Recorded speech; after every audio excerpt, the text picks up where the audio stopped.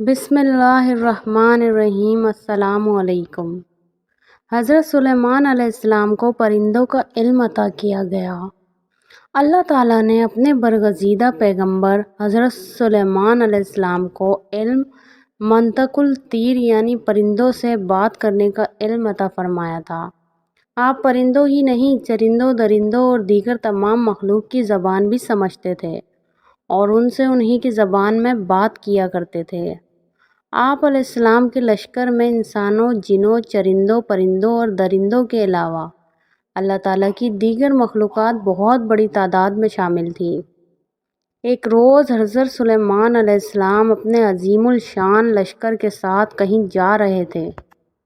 آپ علیہ السلام بہت رعب اور دبدبے والے بادشاہ تھے۔ یہی وجہ تھی کہ لشکر انتہائی نظم و ضبط اور ترتیب کے ساتھ چل رہا تھا۔ کسی کی مجال نہ تھی کہ اپنے مقررہ حدود سے ادھر ادھر ہو جائے۔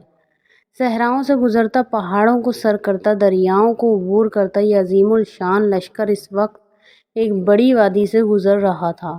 یہ وادی نملہ یعنی چیونٹیوں کی وادی تھی۔ زمین اور پہاڑوں میں کروڑوں سوراخ تھے جن میں چیونٹیاں رہتی تھیں۔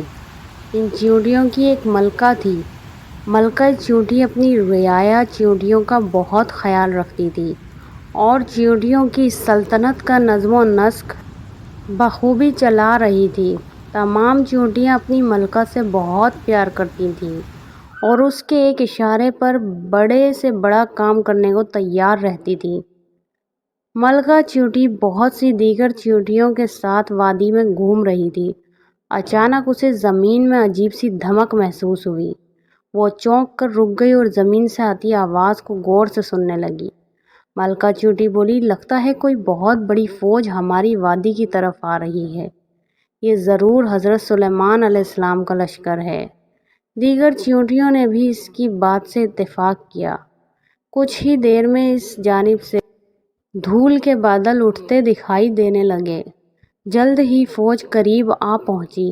حضرت سلیمان اپنے تخت پر سوار اپنی فوج کے ساتھ آ رہے تھے۔